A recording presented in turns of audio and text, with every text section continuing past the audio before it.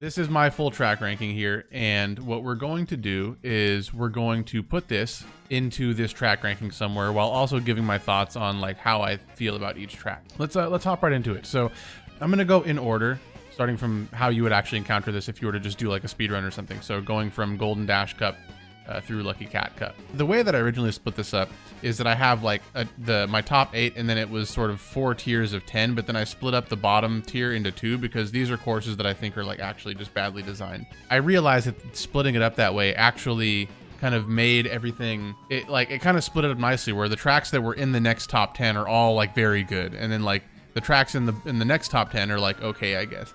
And the other thing I should point out about the rankings here is that the way that I've set up the rankings, like my rankings here are based purely on how likely I am to pick the tracks online. So this doesn't necessarily correspond to how fun I think they are to time trial or 150 versus 200. It's basically, if this shows up in worldwides, what am I picking? So we're gonna start with Paris Promenade. Where do I put Paris Promenade? So Paris Promenade, my position on this course has evolved quite a bit since I first started playing it. So when I first started playing it, I really enjoyed it. I do think the track is really cool. I like that it has that sort of backwards bit on lap 3. I think that's really awesome. I also, one thing I like about racing online specifically is how the split paths they're designed well, because you can take the fast path and then not get items, or you can take the slow path and then get items. And so I like that there's a bit of a risk reward calculation that you have to do there, which is awesome. And also the music is really cool. I really do enjoy the music of Paris Promenade, and it's a fun course to play on. So what are the negatives here? I mentioned that the fact that you go backwards is pretty cool, but the novelty of that kind of wears off on me after a while. Like, so now that I've done it so much, it basically is just like a sectional track where 2 of the sections are the same. And it is a cool concept, but it doesn't, like, it loses its luster, I guess, after a while. It's like, it's just okay. The thing about Paris Promenade is that there's not really very many shortcuts. There's a shortcut that you can take at the very beginning, and that's basically it. And there's not very much comeback potential in that course. So if you get wrecked early on, it's very hard to come back. So in Paris Promenade, when you're on lap 3, you go backwards, and there is a portion of the track where you're in that piranha plant section where you can hang a right, and then that's the fast path on lap 3. And oftentimes in the item speedruns, there are computers that you're passing there, and they will get items and destroy you. And that's specifically for that section. But the thing with Paris Promenade is that in general, because of this backwards shenanigans, you can get wrecked by items. It's very, very good for backwards spamming people, and that kind of stuff just pisses me off. So I think, kind of in conclusion, I do like Paris Promenade. It's pretty cool, but it's not quite awesome. I would probably put it in like a high B tier. I would say probably below TikTok Clock if I had to put it somewhere. It is a fun track, but it's not something where I'd be like, oh my god, yes, I have to pick this when it comes up if I were to pick this in worldwides. I might place Paris Promenade a little bit higher, but I don't think I'd pick it over anything in my A tier. All right, let's move on. So we place Paris Promenade. Next up is Toad Circuit. I'm going to break down these rankings, by the way, into like positives and negatives. So for Toad Circuit, the positives are, it reminds me a lot of Mario Circuit. Like, to me, Toad Circuit and the Switch version of Mario Circuit, they're very, very similar tracks. And I actually really like Mario Circuit. As you can tell, Mario Circuit is, where did I put it? Yeah, so it's like high B tier. And you know, the things I specifically like about Toad Circuit is that it's got like a lot of good shortcuts, but it's not like really obnoxious. So it's got good comeback potential if you get lucky. It allows you to play smart with items, but it doesn't like force you to like sandbag or something in the way that like Cheese Land might. And now the negatives about Toad Circuit is that, I mean, I don't want to rank the tracks based on how they look, but you know, I just can't. Toad Circuit just looks so bad. It's easily the worst looking course in the DLC. It's the worst looking course in the entire game. Playing it enough, I just sort of ignore it now, but it is very just grating. Like, I don't know. I don't like playing on that course just for the way it looks. The thing is, like, online, I feel like it's gonna play like really just boring and slow, because 150cc, like, so when you're doing the time trial, the builds you can basically use like the Waluigi tryhard build with like Bitty Buggy and rollers and stuff. But if you want to use that build, you basically have to destroy your hands. Like, you really need to just do all kinds of like counter hop and like alternating left and right drifts, and it's really hard on the hands. The other build that you can use is a really high speed build, like what is it, like Wario, Splat Buggy, Crimson Slims, and Gold Glider. And you can use that, but then you're basically not doing very much for most of the track. So 150, you're basically like, you can't really do time trial strats online, and so the course is going to be kind of boring when you play it online.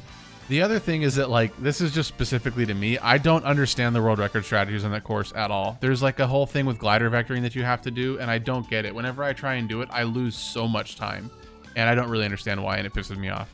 The conclusion that I have on Toad Circuit, it's not really bad, but it's just like the more that I play it, the more I realize that it's not really that good. So if I had to put it somewhere, I'd put it probably in C tier, I would say. Kind of maybe like above, or like around Electrodrum, above or below. These are courses that I kind of don't really like for one reason. They're like okay. I'm not going to get mad if they show up online, but I'm also like kind of like, really, we're going to pick these ones over any of these other courses up here.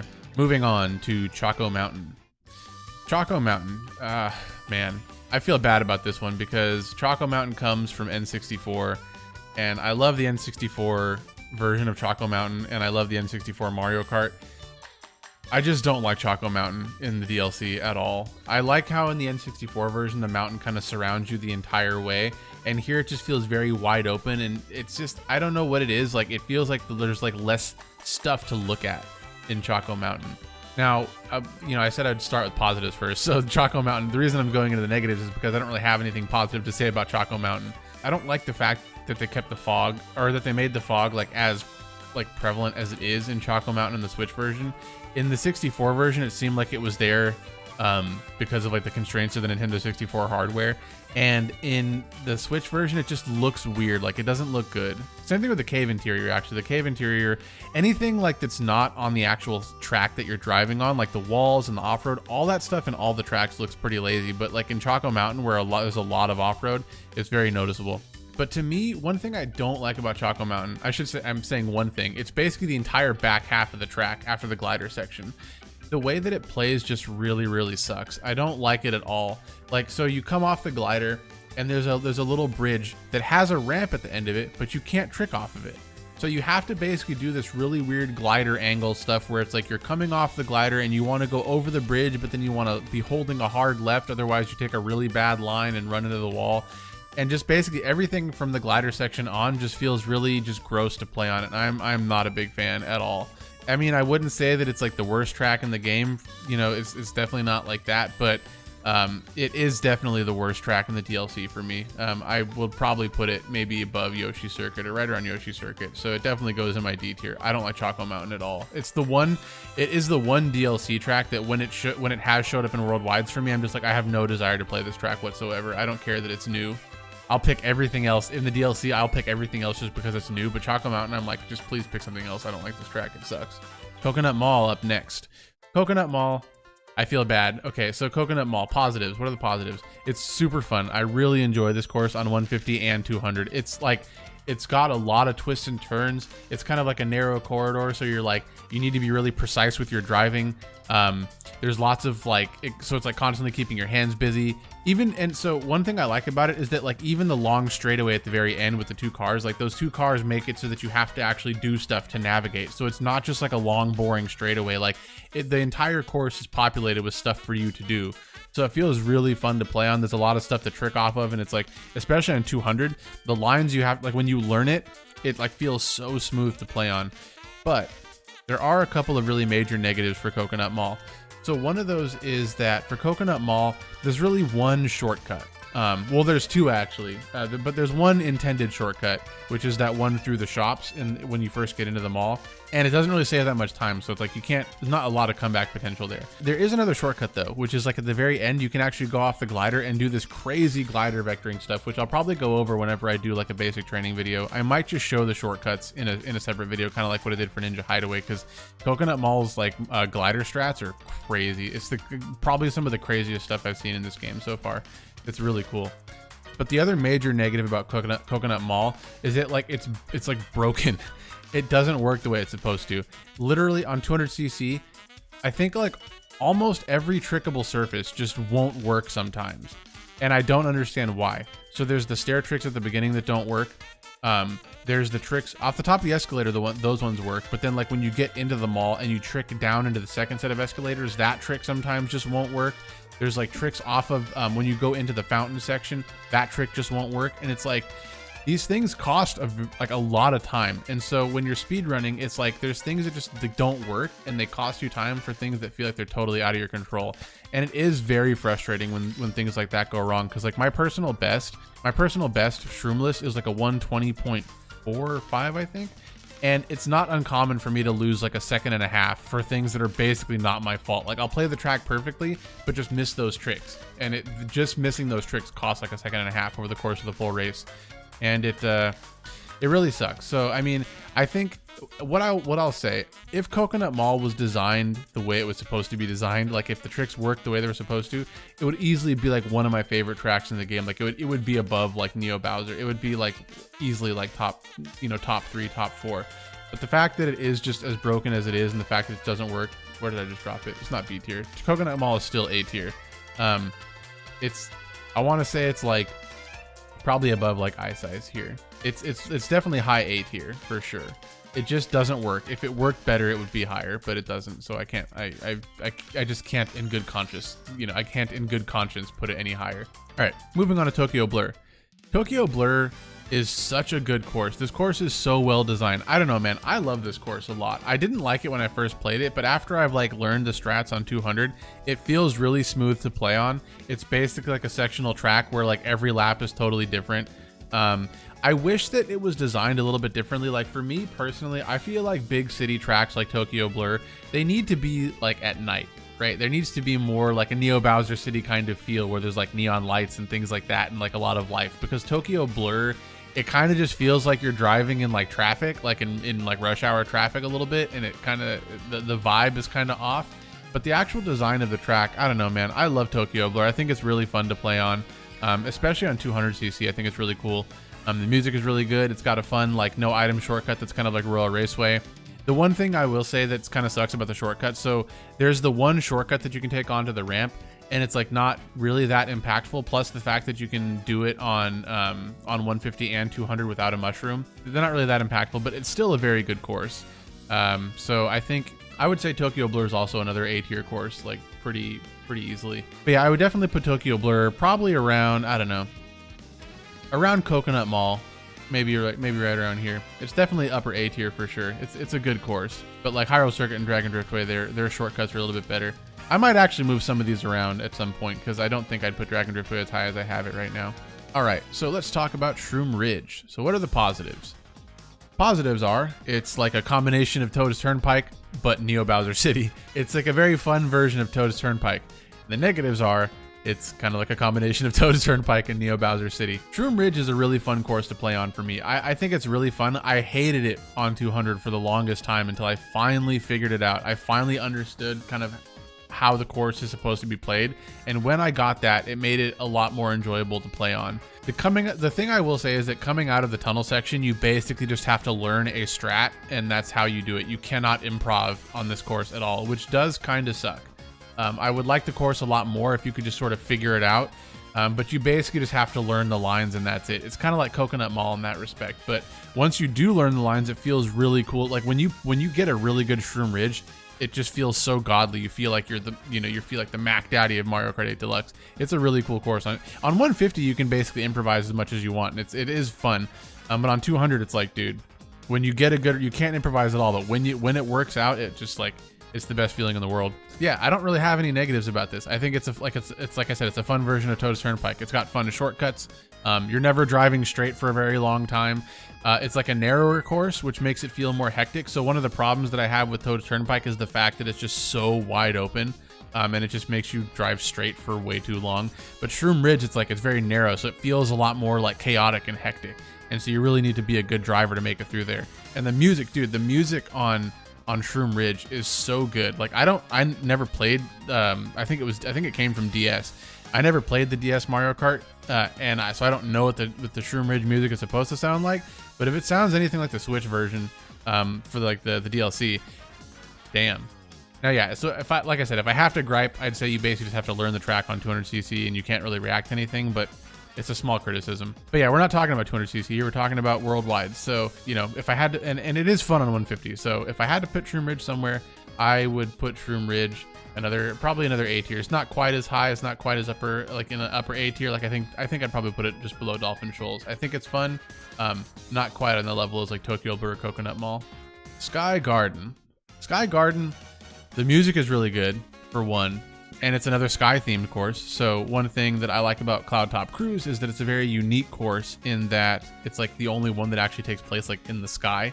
And I think that's really cool. And I think that it's very cool to have another sky themed course like Shroom Ridge. I never played the original Shroom Ridge, which again, I think was on DS, but so I don't have like the nostalgia factor there. I guess the people that do have that nostalgia factor really don't like it because it's just the design is not the same. But I don't really, again, I don't have that nostalgia factor for Shroom Ridge at all. I think the design itself, like, it's fun to play if you're not going over the leaves, like on 150cc. It has those leaves that you can go over that are like those sort of super bounce pads or the bounce pads. And those really suck. I really hate those. We'll get to that in a second. But if you're not doing that, then the course is just sort of, it's fun. It's all right. And it does have that kind of shortcut, that no item shortcut that you can do at the end. It's kind of like a Mario Kart Stadium version, or kind of like a Mario Kart Stadium shortcut, which I think is really cool. But the negatives are, one, it's way too short. I think it's one of the shortest time trials in the DLC. It's one of the shortest time trials in the game. That shortcut that I mentioned, the one that you go through, the Mario Kart Stadium style shortcut, it is really inconsistent. So it's easy to get it, but there's like a fast way and a slow way to do it. And I don't quite understand how the fast way works, but it feels kind of like it's out of my control a lot of the time.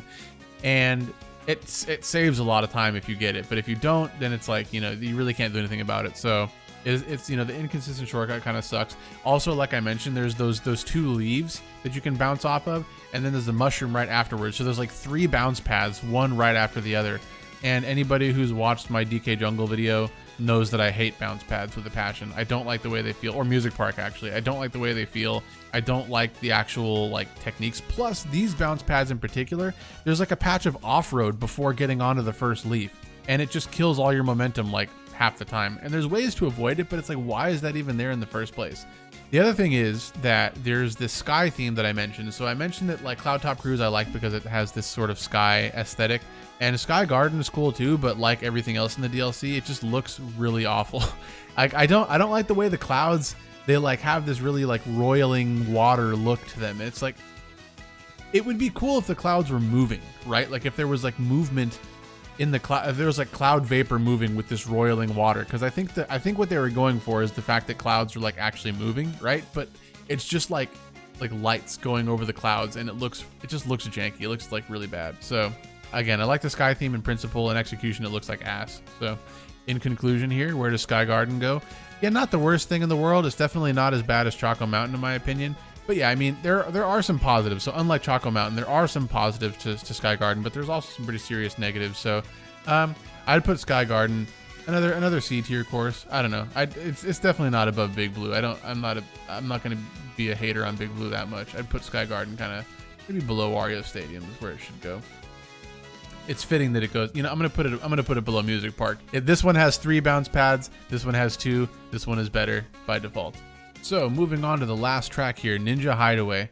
When I first started playing this course, I really did not like it at all. I hated the fact that there's so many different paths you can take.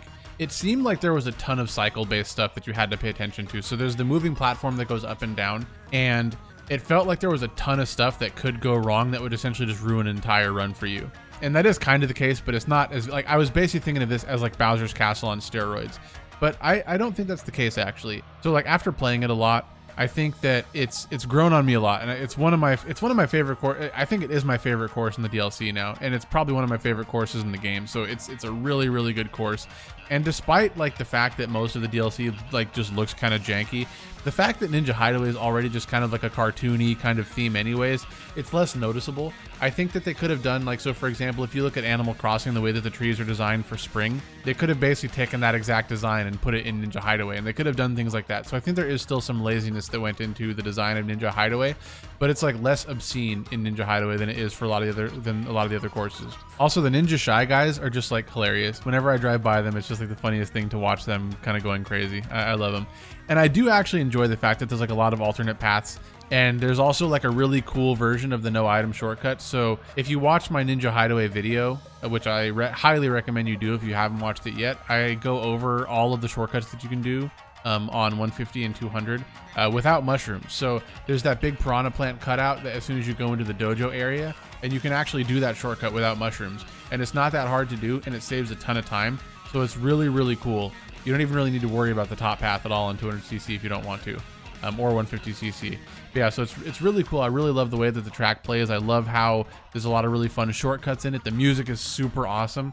There's not very many negatives. I think if I had to nitpick something, I would say that the cycle-based behavior of Ninja Hideaway, coupled with the fact that you're likely to just get hit by stuff when you're actually racing online, means that you're probably safer just taking the lower path all the time, which is a bit unfortunate because the upper path has like a ton of coins. And so you kind of have to make this trade-off between like, okay, do I want to risk going upwards and getting more coins, or, you know, should I just take the safe path and stay on the ground the whole time? And that's basically what you're supposed to do. The other thing is that on 150cc specifically, the ending section feels kind of awful because there's like those bumps in the road that you can trick off of, but it's like, for some reason, things just go wrong a lot of the time, and I'll find myself getting flung off to the side and going into the void a lot. But, you know, I don't really play 150 that much, and even when I do, it's like it's easy enough to avoid doing all that. But yeah, Ninja Hideaway is definitely my my favorite track in the DLC, and it's one of my favorite tracks in the game, like for sure.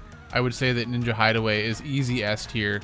I want to put it like even above like Rainbow Road. I know it's kind of obnoxious putting it this high, but I honestly think Ninja Hideaway is one of my favorite courses in the game. Maybe below Rainbow Road. I don't know. Rainbow Road, I feel like I have overseeded quite a bit just because it's a hard course. Rainbow Road is basically here because it's a difficult course, but Ninja Hideaway is not only difficult, but it's also really, really fun to play. So I think it deserves its spot in the top 3 here. So those are all my opinions on the DLC tracks. Let me know what you guys all think. I definitely would love to hear what you have to say about the DLC courses and which ones are your favorites. So thank you all very much.